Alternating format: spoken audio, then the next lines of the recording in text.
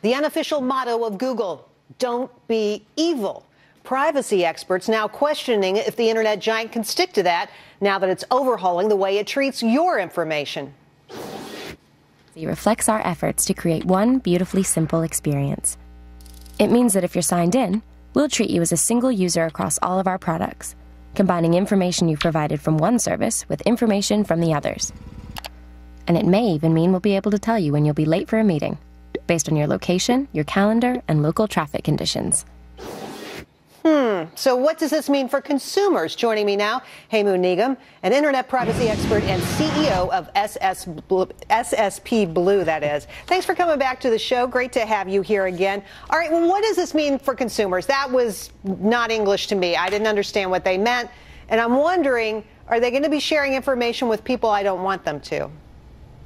Well, hi, Jerry, and it's great to see you again. I think the way to look at it is this. Google has 60-something plus products, and when you sign into one and provide information, they are saying you are the same customer on YouTube, that you're on Gmail, that you're on Google Search, or whatever it may be. So we will treat you as one. And it is not, in essence, a new phenomenon. People have been sharing information with companies for many, many years, and oftentimes we go to a brick-and-mortar company and we get upset. We say, hey, how come you're not treating me the same way? You're all run by the same company. And now Google is actually giving users exactly that experience. And for some reason, people are reacting in much of a surprise or not happy with it. Yeah, there's a lot of conversation on the web about this, to be sure. But to explain as a practical matter what this might look like if you're using Google, let's say that you go and look for a video of an ad you see on the Super Bowl, right? Maybe it's for beer. And you pull that up, you watch it, all of a sudden you may start getting ads for beer instead of whatever else you might have gotten. That's because they know who you are and they're watching everywhere you go. I find that a little disturbing, don't you? Well, not really, because if you think about it, we get upset in the real world when we get junk mail that has nothing to do with what we care about. If we're searching for something, what Google is saying is, it sounds like you might actually care about this, let me deliver an ad that matters to you. And it's based on the fact that you've trusted us in one area, you're using another one of our products, why not treat you the same? So I think the real question for consumers is, what are you giving any company, whether it's Google or Facebook or whatever company, about yourself, and are you comfortable with that? Well, my big question, what's in it for Google? What do they get?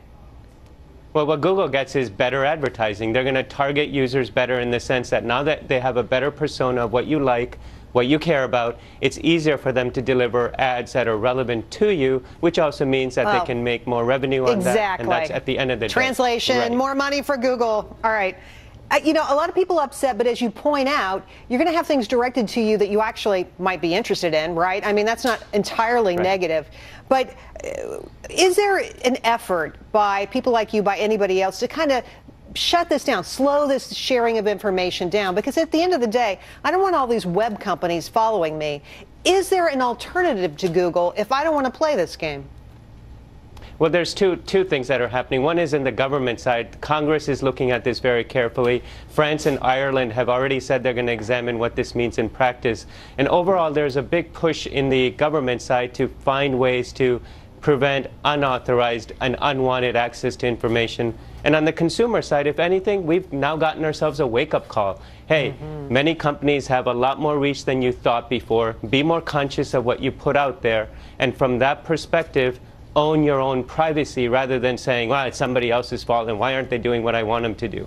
Well, this is a question of... I like that phrase. I mean, I like that phrase, own your own privacy, but how do you do it as a practical matter? If you're like a lot of people, you shop on the web, you know, you're on Facebook with friends, you tweet. I mean, it's really, I mean, how do you keep yourself a secret in that kind of a situation?